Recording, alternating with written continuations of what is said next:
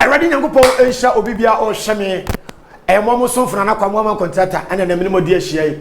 Now, wow, himself, so we know Minano dear she said, the other one will be a echo.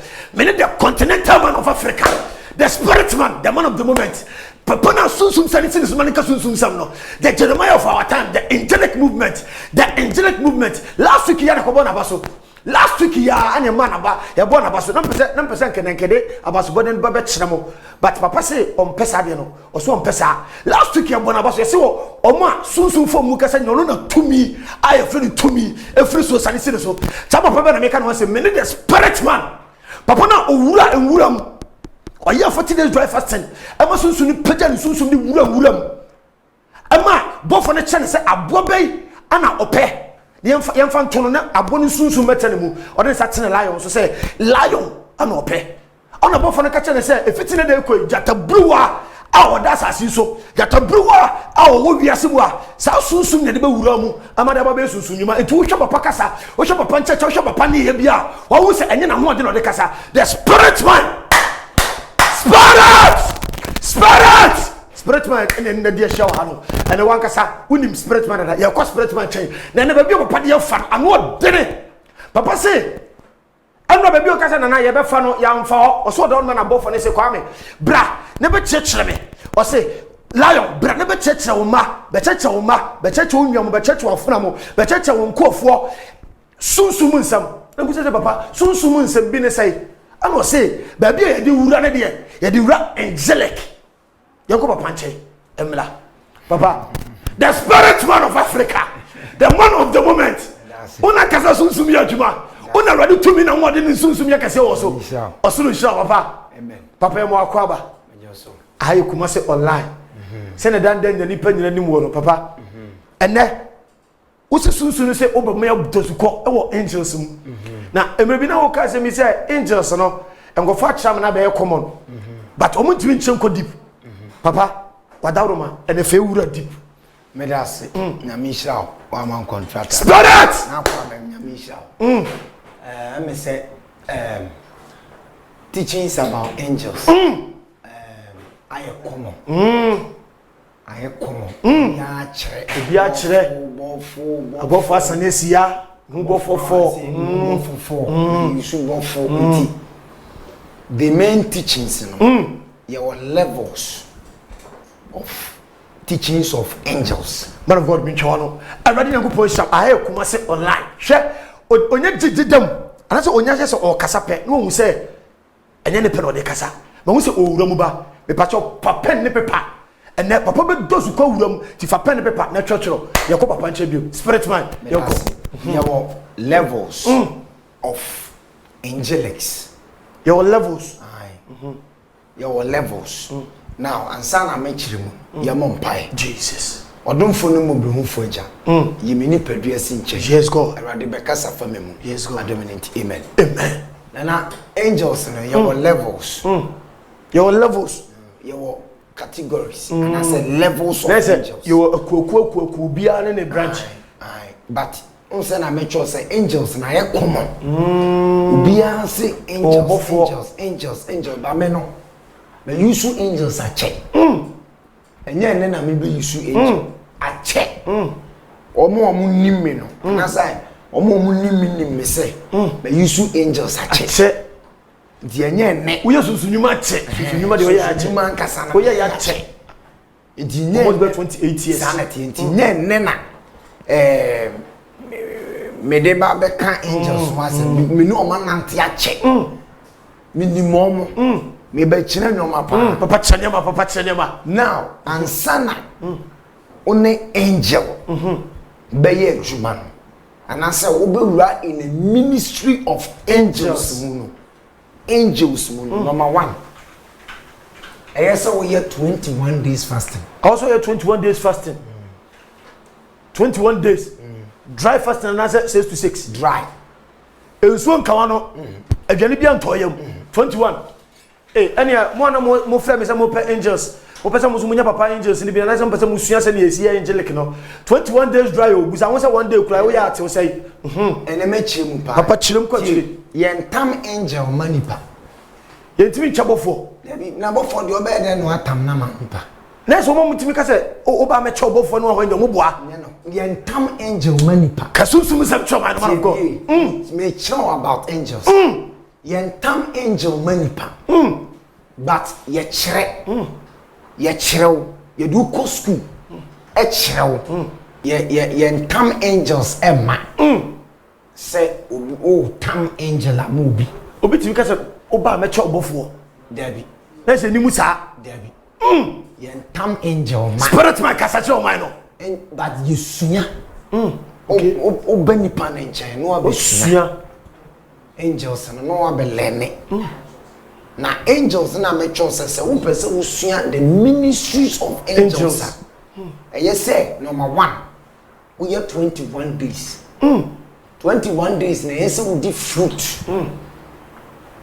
nkwa aduaba se bia apple se bia o breaki no e bia o breaki 6 to 3 no di fruit no ada another 6 to 3 no di fruit no ada another 6 to 3 no di fruit no ada and the yes o ye 21 days and son na be 21 days na wi no na de ono na e che e ba be ma wo hu seraphims cherubins thrones dominions powers and the penetrating nyina categories nidiso and the say we some fasting we ansa no be purification o ti ho and the purification na 7 days purification purification no 7 days purification and the 7 days purification no say you introduce you to the angelic realms and the honor you introduce you now you saw the 7 candles okay now you circle no the pyramid of the circle near the wedge near invoke the archangels 4 my ark and no mu pia mutimi pie ti se sumuku mu pie se emusie ebitimi pie ti se jata life ebitimi pie ti se jata ebitimi pie ti se sumuku ebitimi pie free efom tie no na obumu nyedu na wo free circle ni mu a obobodam udwane a tie die pa nese papa unya koduru kwa ntimi unya bofo ntimi ne bofo nya adwuma enu na wo free circle ni mu a obobodam because circle na wo gina no you are ready to face the angel enu na eyese wonya obia onim angelics wosua the angelics movement and I say angelics works onim omo and some angel no cry be appear wo anim no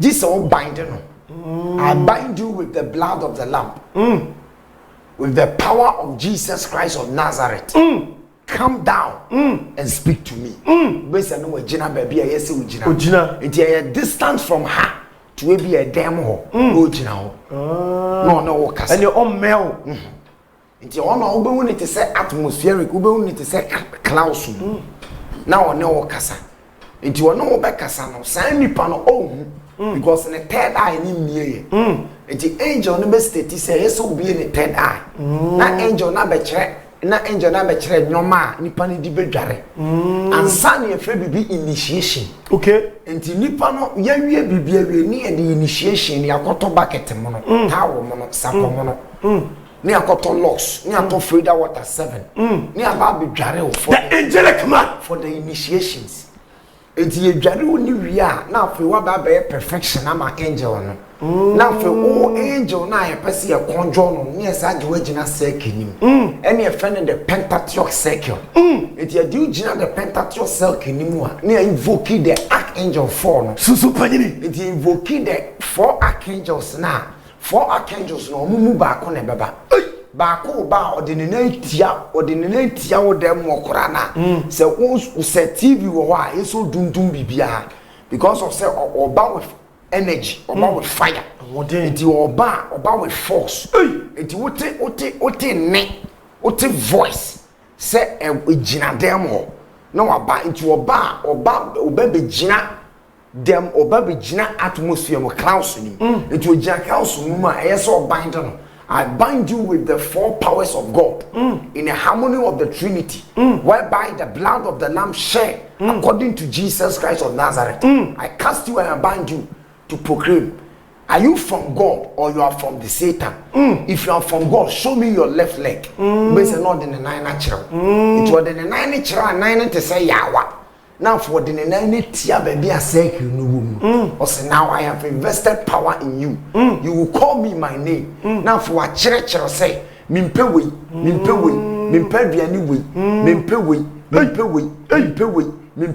into a church will be ya and sana one about startiana and only the ministries of angels say wo pe bofo say unya bofo na nenam by yen tambofo ma ti so obi ka say bramin chobofo Debbie a learning a process anisha man of God already you go shiraw already show so tie one dey what say sabo it is of course of being ka say me chobofo me chod dey oboa I said you for baby ewura ni mamu ansa na papa na me busa say bofo ne ba ono ne bebo ni din a che wana say wa na abatu ni din me da say enye bofo enye sofo nko a ene keka sa nyoma ye onkofo bi o mo cheche angels mo ba social media angels about angels ba me mouth angel ba me ma there be yan tam angel manipa unim na chiwade onu no hwe obu oku ni capacity no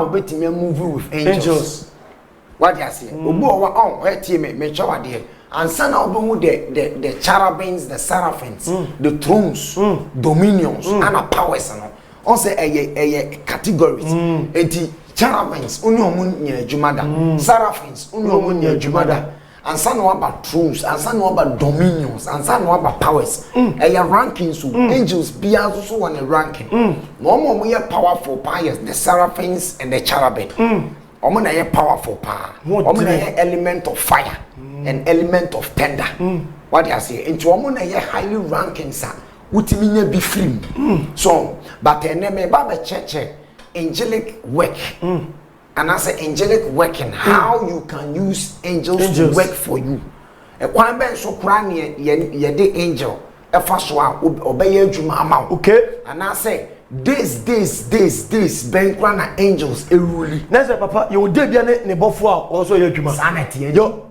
etu bompaye uni Monday bia wo bompaye wa bompaye sa wantini amobofo bidi ye wo Monday dro wuli ye wo ne time you want a color or pay and your word Vianney would you must to feed angel I still feeding angel be all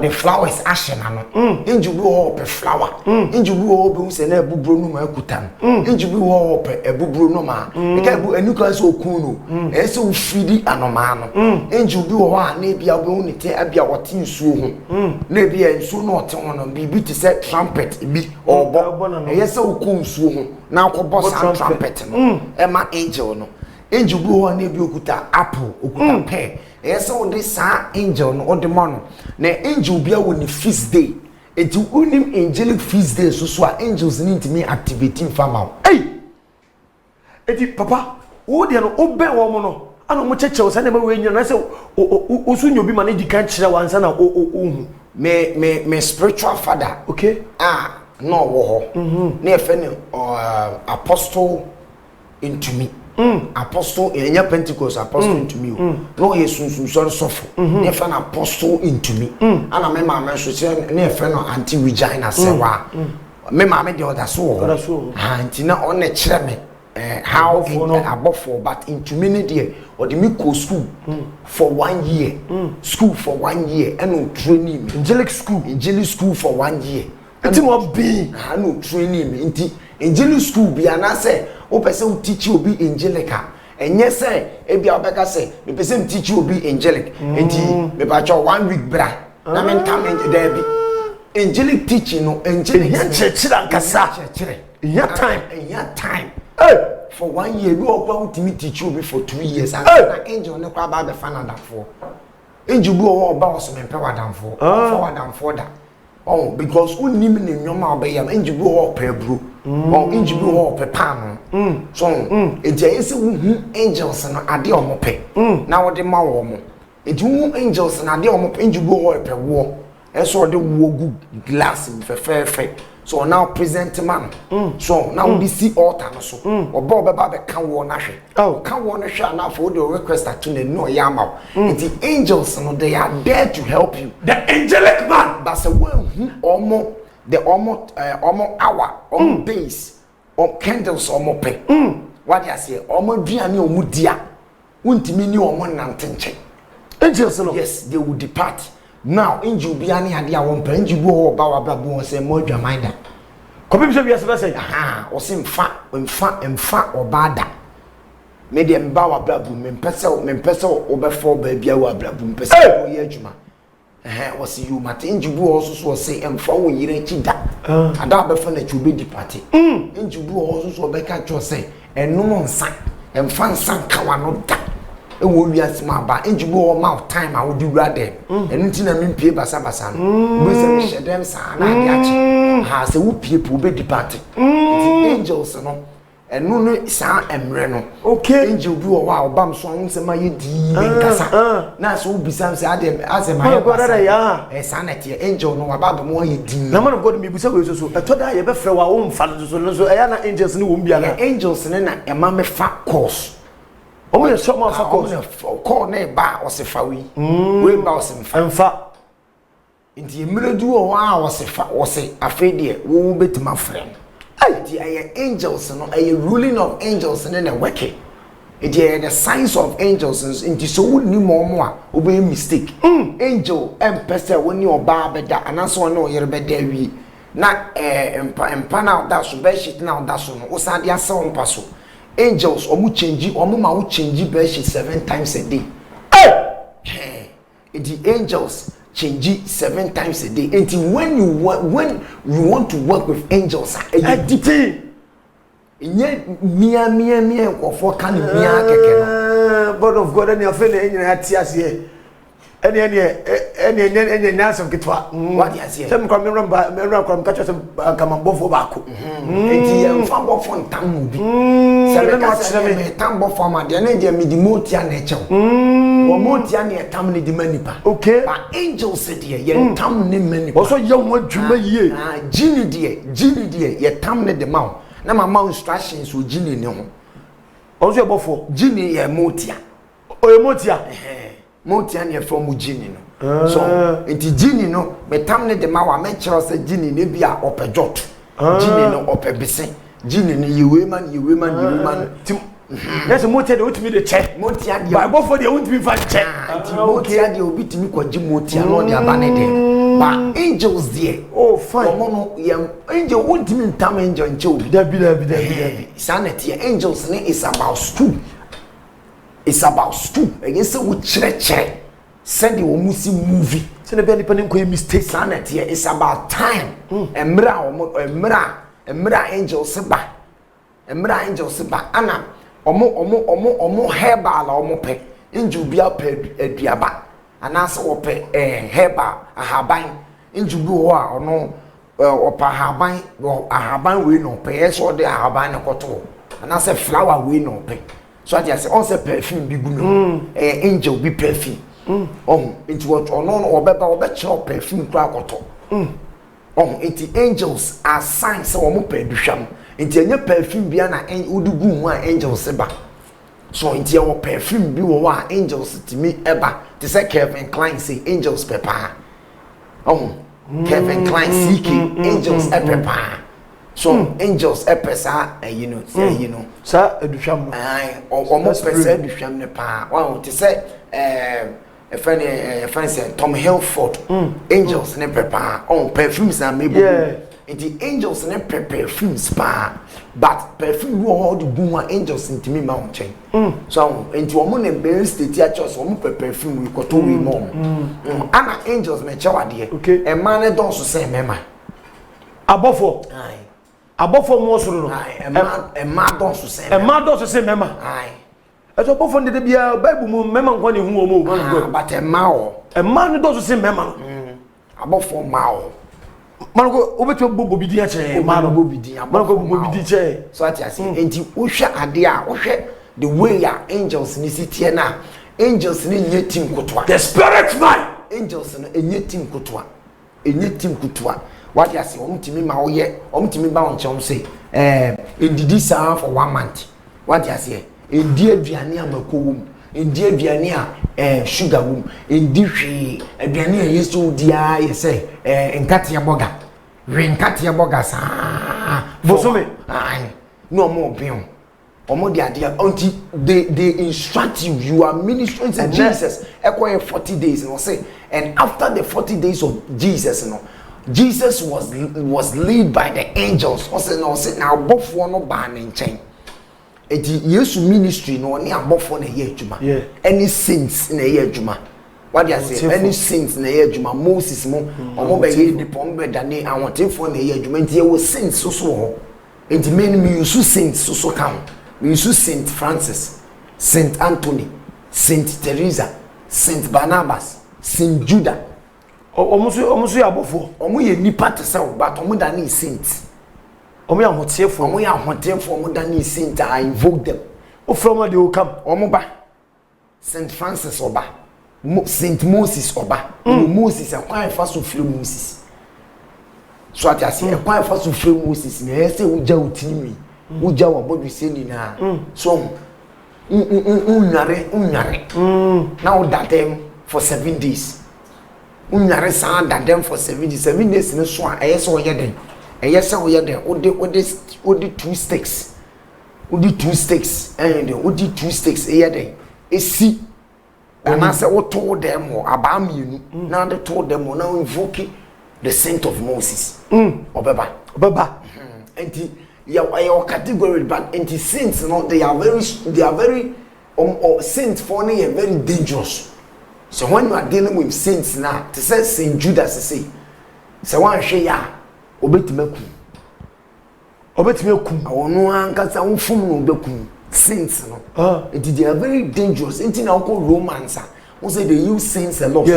And the saints no you mo also mo da cool you will be other cool your friend Saint Anthony Saint Barbara Saint Lucy Saint Monica Saint James, Saint John, and the saints, no, are very powerful.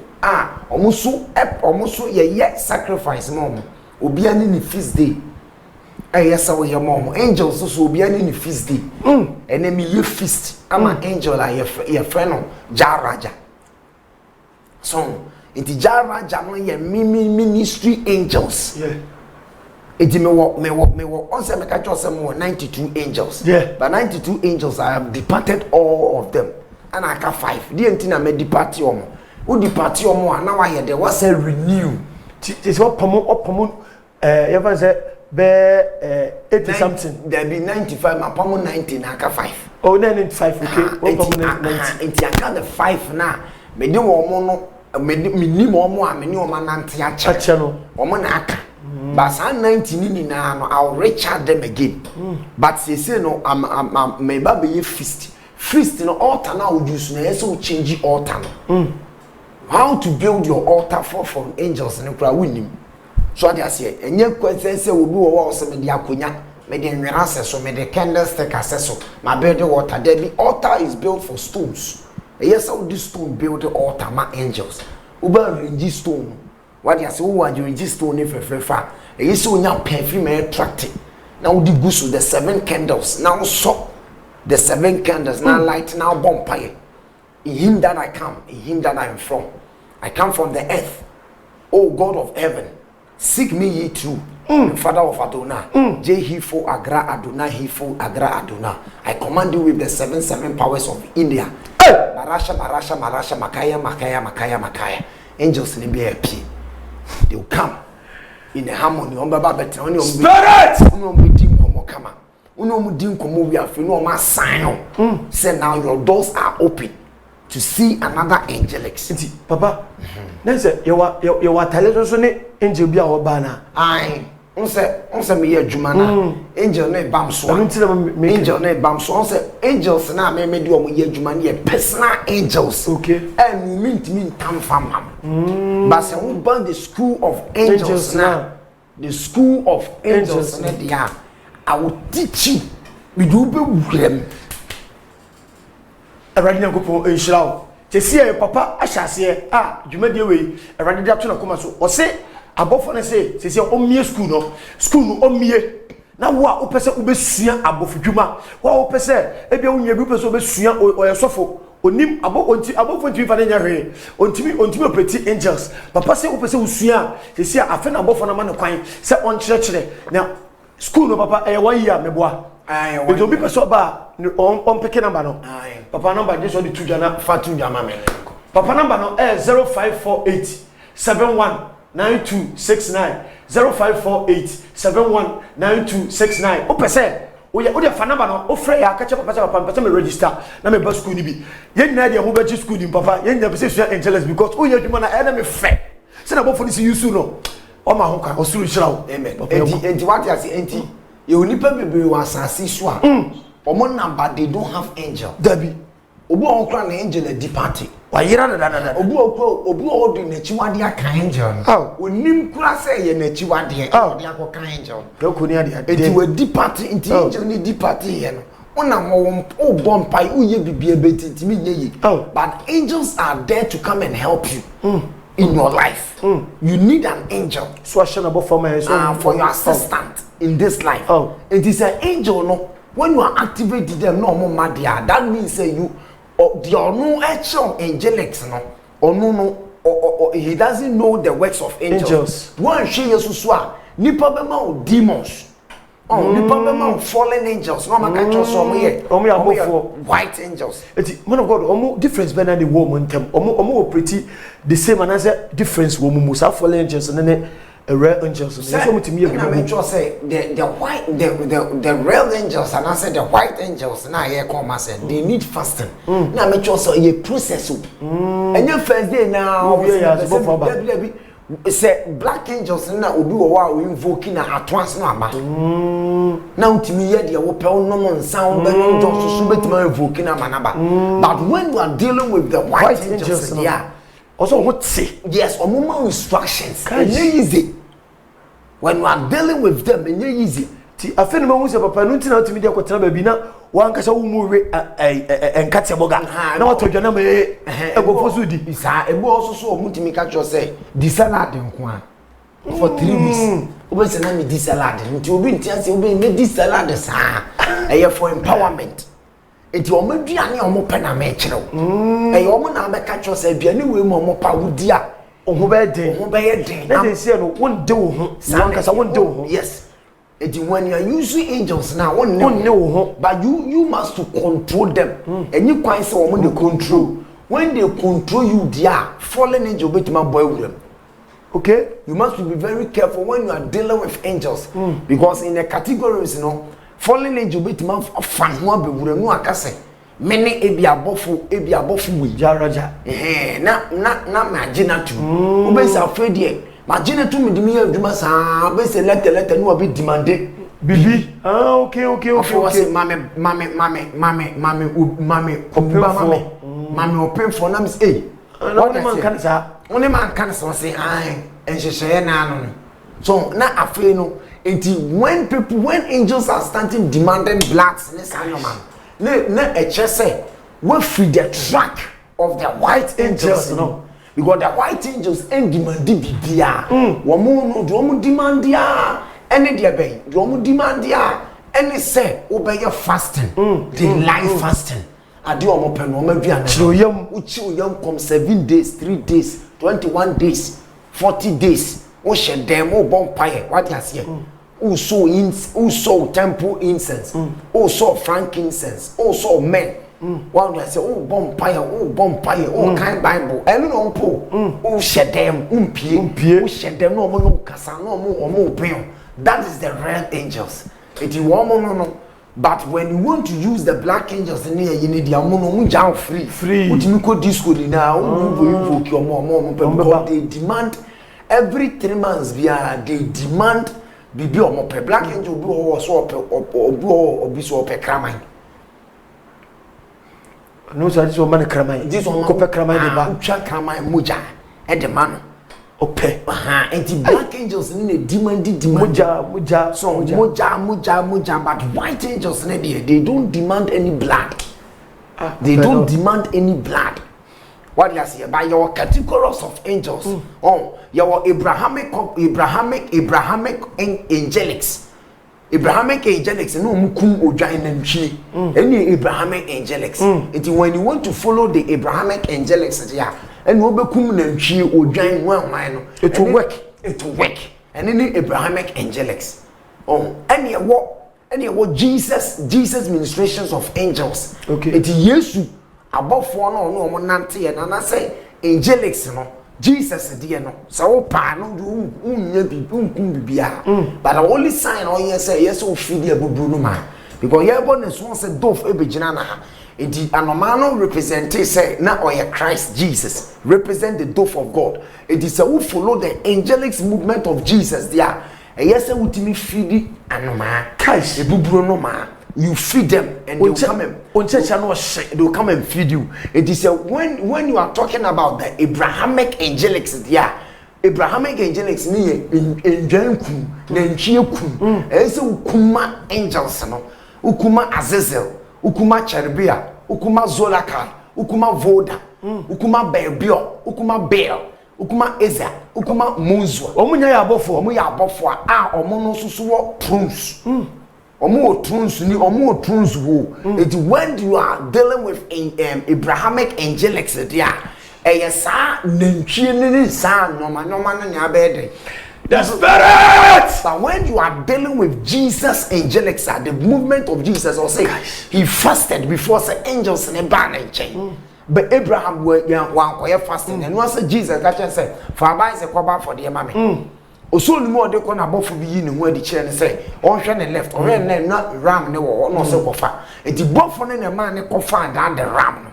It's Abrahamic angels, no, a ram, no you. Ubesi mu kun nantwie no enti obi kun nantwie antiase eno na ma enkabufo no ata yusu pa no yes Abrahamic angelic okay e ye adwuma so momo e ye adwuma pa wo cheche mankofo abo se nyama yeyie ma no okay enti e Abrahamic angelic na man ko na o ka se bi se ye wo des bia ene abofo a omo ye adwuma na se ye dabia ne bofo wo frɛ na obeba na se nye dabia no so o force ko ka bofo bia din basa David ye bofo bia ne da wo ye adwuma ye bofo bia ne da wo ye ho ne da ho na pese wura pa ye bofo bia ne da o ye adwuma no spirit man ye bofo bia ene ne da na o ye adwuma ne candle ye so use man candle how de be bomb pie o de be bomb pie okay na dia ne ye so di si altar no so man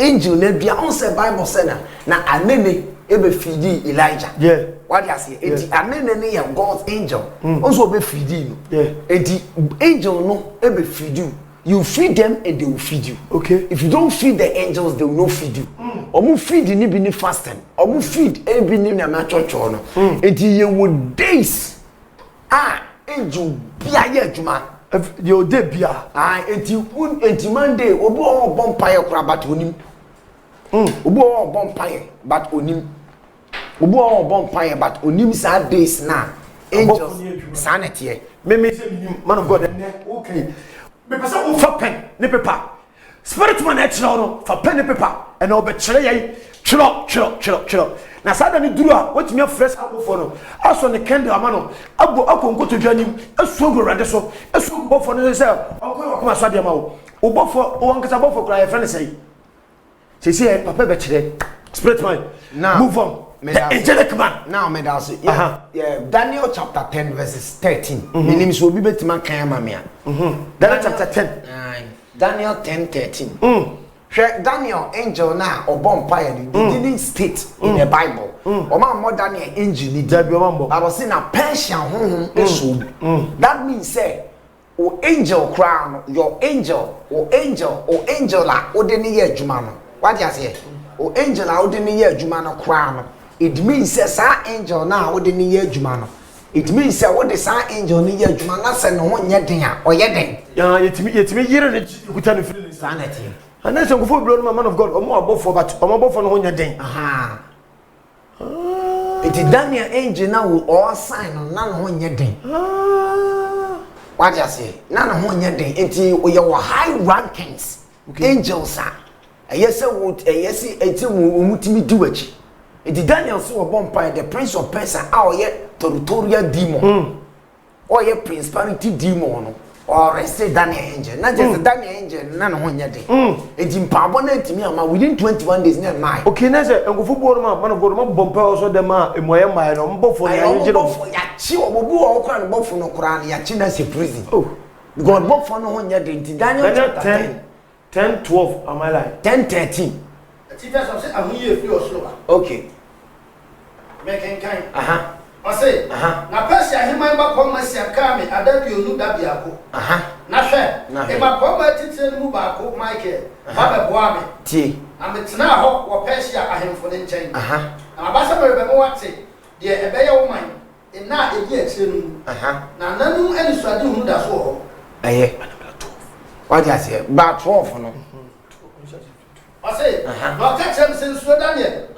Na efida odi wakoma to so se obeti ase na obebla ho ase onyankopon anim no wate won sem na me nso wonsem ti na me bae na Persia ahiman bapoma siankam ada adionu da biako oyere 21 days o mo yire no the angel bi o wa na ho nye den ya chichi ni problem angels ana o mana masa asesu njo bo si na ma bompa ye sa na me so obofo ne a che no because ese o de message ne ban ontimi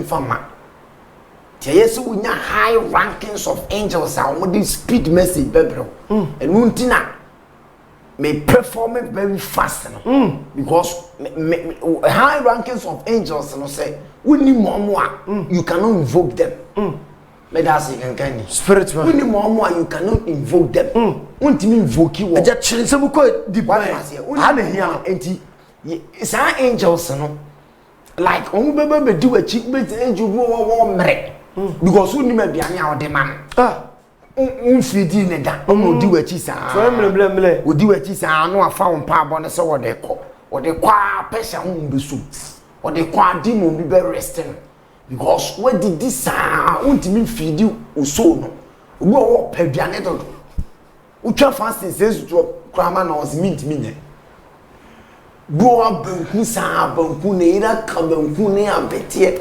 pa ama na dia na fu se chire asa no papa no ziana de belisi so sa ufo no e de ya na se bofo ntimi wake ma no na se odidi ntini mu ayedu so anya se odidi dudu ni mu ayedu nti angels no omo bani pa wo mu ha de bia won pese wo dampan won pese wo ye den eni kwan se odidi ya ba me didi yo ensuo na me no what they say enti angels na bi omo hye me ma but wo pe biane what they say emire kura na wo didi ban ajo 12 ebe de na onti omo ntimi operate enti wo bompa ye na demons na ba beji ka so na say wo di mekododo wo pe meko too much oh, open mekododo open fried rice too much so san normal na isu jedi so anajopa no bi tie aduane no di anajo aduane ebe de na oda kora na wetin so da papa wetin so da ya na say engineer me akoko weki ama enti ebe ni se be se ni ache o angel no ebi ko di sika e ba ya che no ebi ko do waware e ba ya che no because o angel no wa ya mere feeding no pushing no ade open wonya man what you say enti yanko bibu ha the days that gathering the angels the days that gathering the angels and after the works of the works and I said the weeks weeks and I said days you know that gathering the angels there's a 1 week bia day bia won bia bofo a wo ya dwuma wo there's a man of God say Monday say bofo we na ya dwuma on na dwuma for Monday nkoa every Monday bia on na be ya dwuma on na be ba be aw frɛ na every Monday bia also frɛ no yes so frɛ no hey na de ne bomb spirit papa chere afi na duru Monday bia afi na duru be hot no afi na duru be mu ohye yes wo fresh abofo ha say no so church no enti number 1 days Monday Gabriel bofo panyi Gabriel now Gabriel no also na ye panyi now owo nkola omo shenas yes so what you say yes Nathaniel eshe Gabriel Sitaniel eshe Gabriel Emofaniel eshe Gabriel Shigel eshe Gabriel Aberoba eshe Gabriel this is the angels omo she Gabriel so omo working man Gabriel okay but I also bought the headman first when you are binding a demon I also bind the headman Satan I also binding before saying nkwala na dia chi no krepa the answer na wo be invoke no Monday no you must to invoke Gabriel Monday bia every Monday bia Gabriel dey do oh bompa ye so invoke okay Gabriel ni a messenger okay and you open bibi open bi open emuaye bi ese wo de ne bompa ye Radi me bompa ye me suma Gabriel but for Gabriel me se bra menchen but for Gabriel me se me kasa chem wasem Kash but for Gabriel me se me de adwuma kwakoto obi anim but for Gabriel me se me de asema kwakobu so obi me se me nipa ni ntie me and you use Gabriel to pray on Monday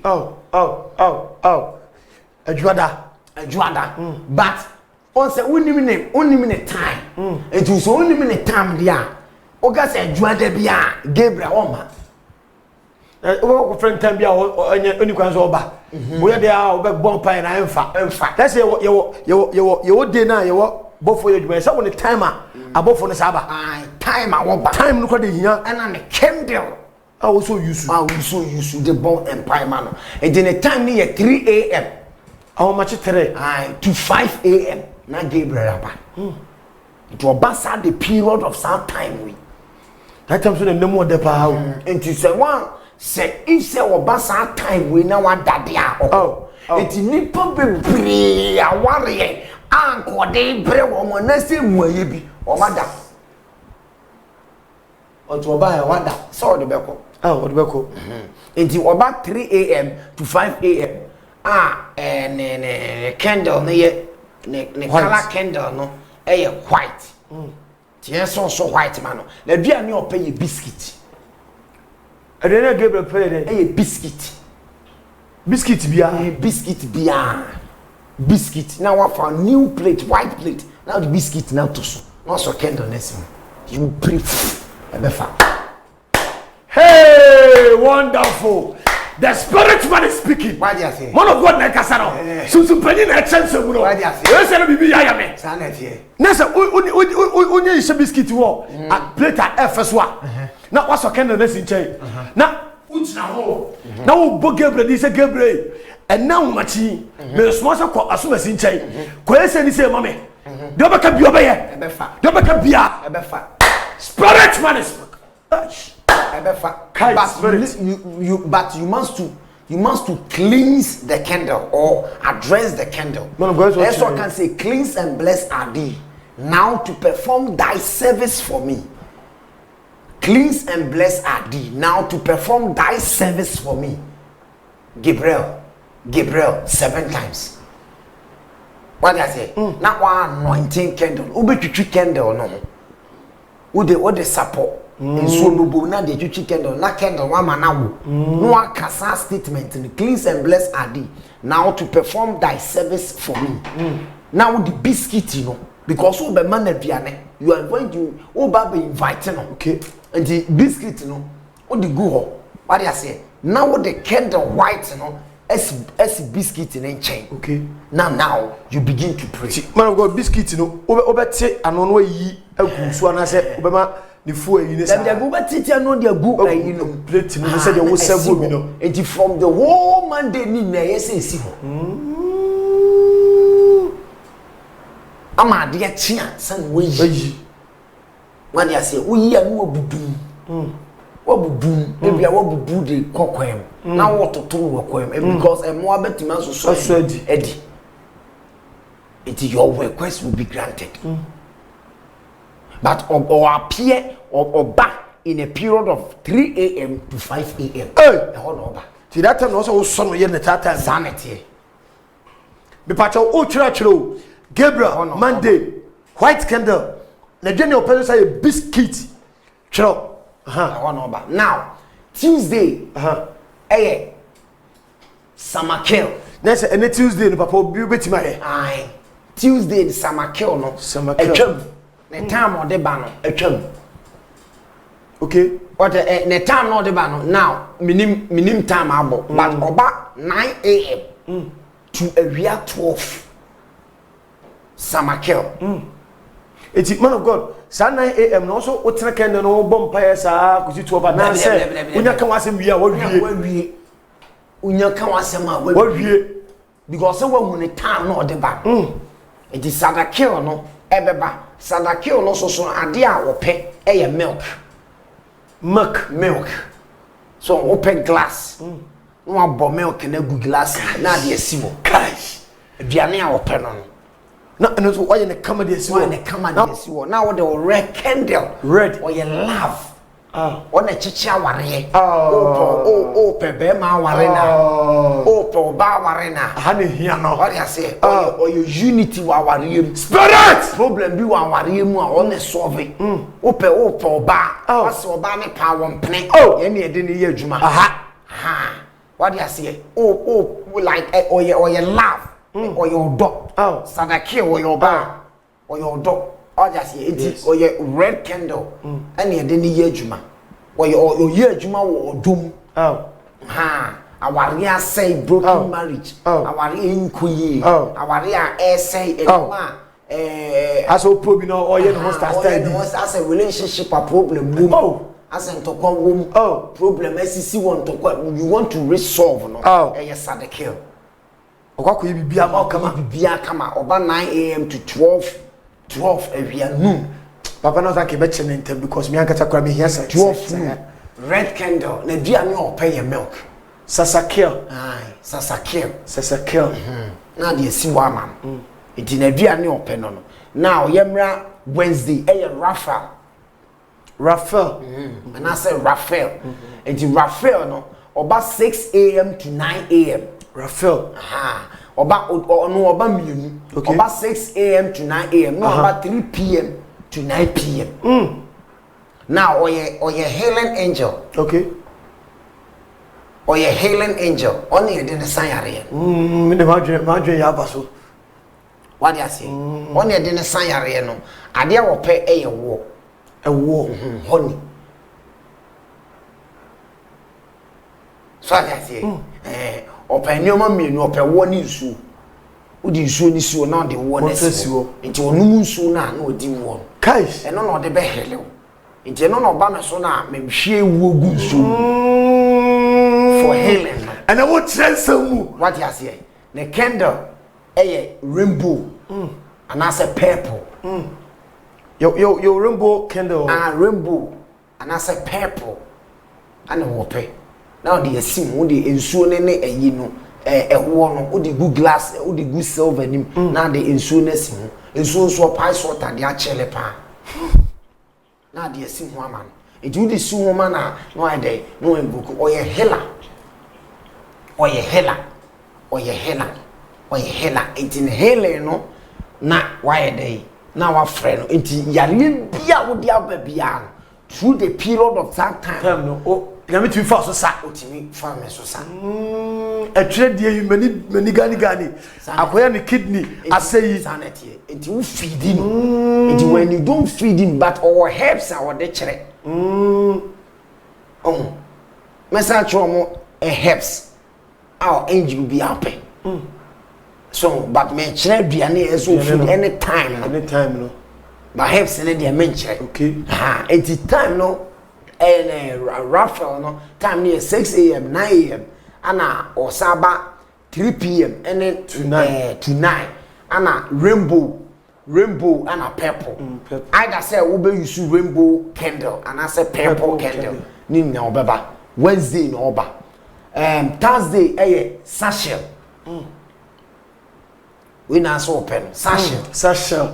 oyo ono so yo ba no edini me de sachet ono na ye marketing business o pese o improve business on edwadifo o pese o improve business o pe like oh yeah o ton no my normal ntimi nkoso sika sema e basa uhu sika ton sema na hye wa wo de emetwo o risk so wo improve ono so wo ne nkola o mo hye na se one day again sachet oba awia 2 onzo awia 2 awia 2 no oba awia no oba awia 2 the candle open you blue na so blue candle no sachet oba ona make sure say wo ba be ye candle na yes o ka cleanse and bless adi now to perform thy service for me no a cleanse candle because candle na aye negative and go for do monsa so mu abonten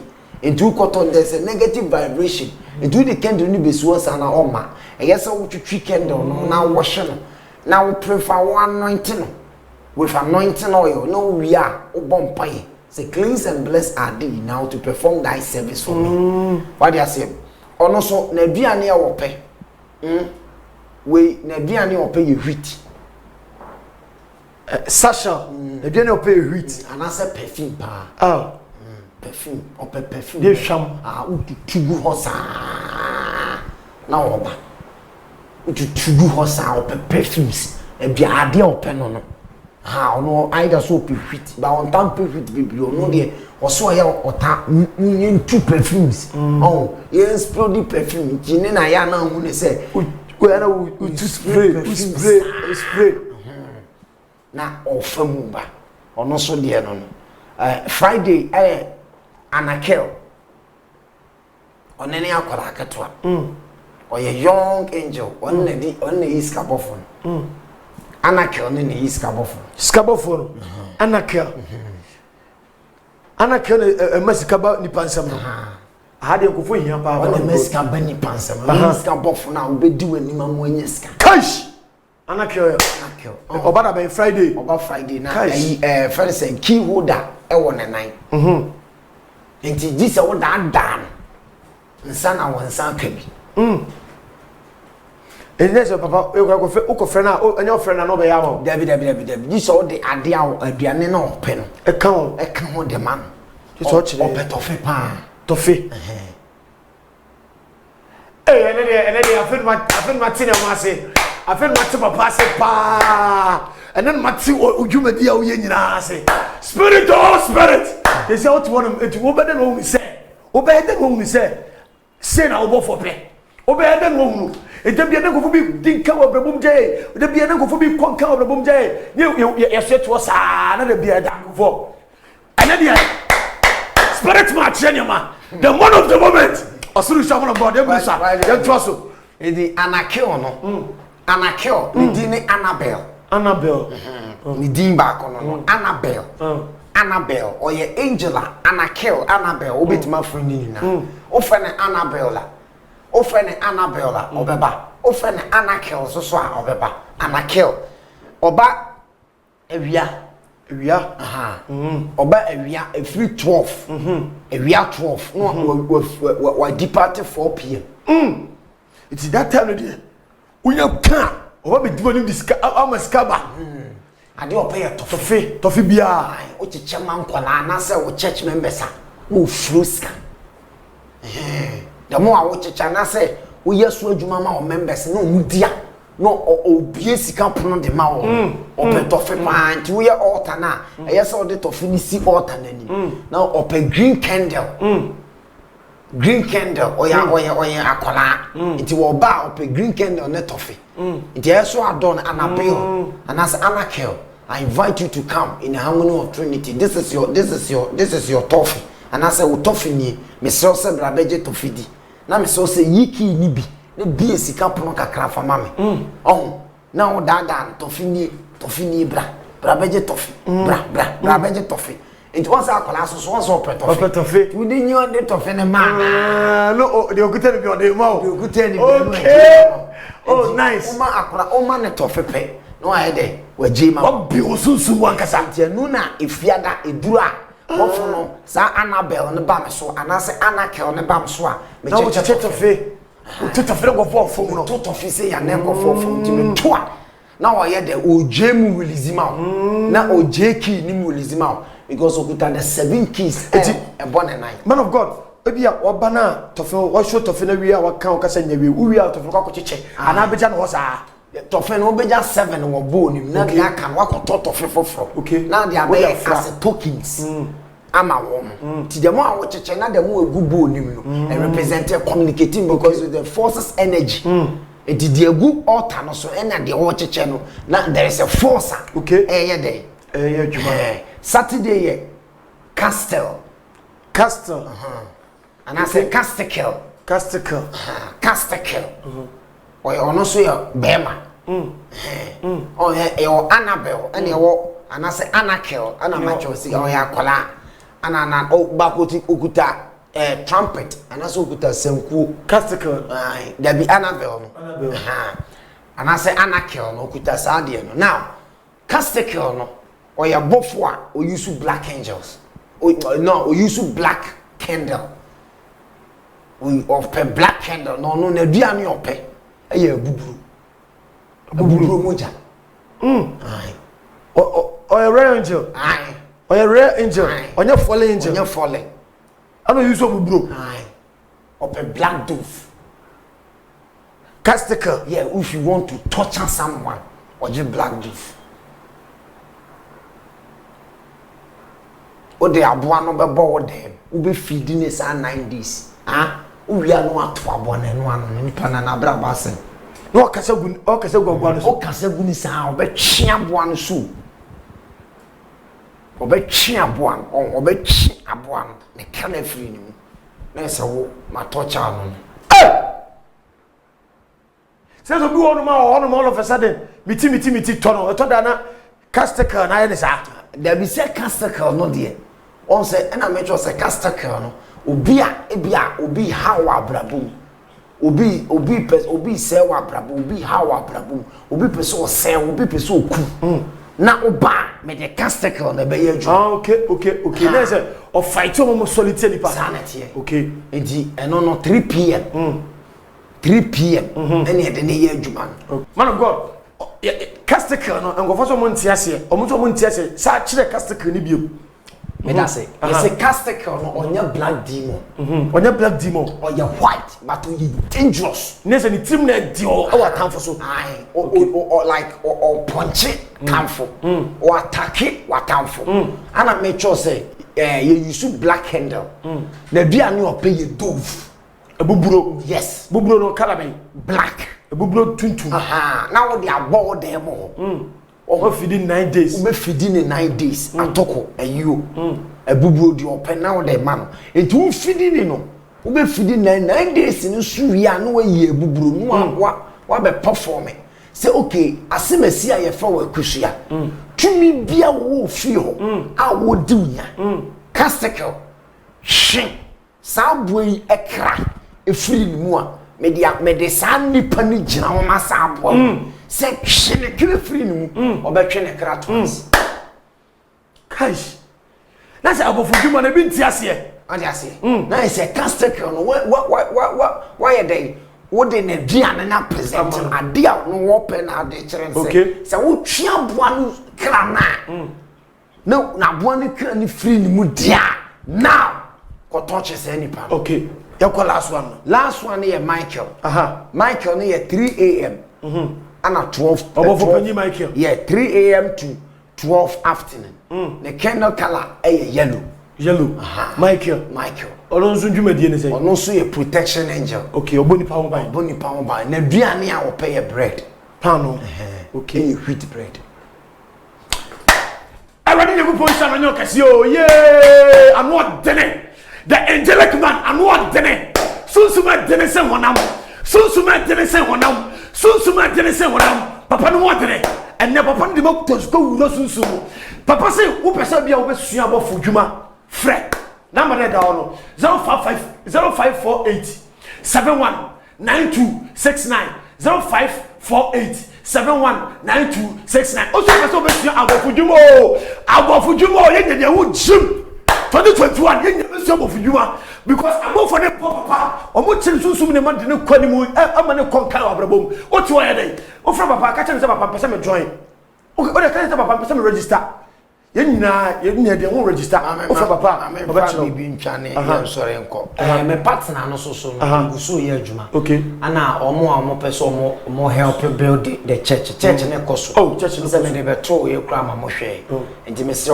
partnership no o person join me and still frame me number 0548 719269 ana e fene say we church builder no so sa o person support ya but you bet my friends and number na you screen so erade shira o person join angelic school no so abra yen tam angel farmer but be angels na fa be ye adwuma enye say ye kotam angel mo tia ne tam manipa moti ane tamani per radiation on your case here mediana na kwa mama contractor me ne the spirit man the share. God bless you for watching. Bye bye.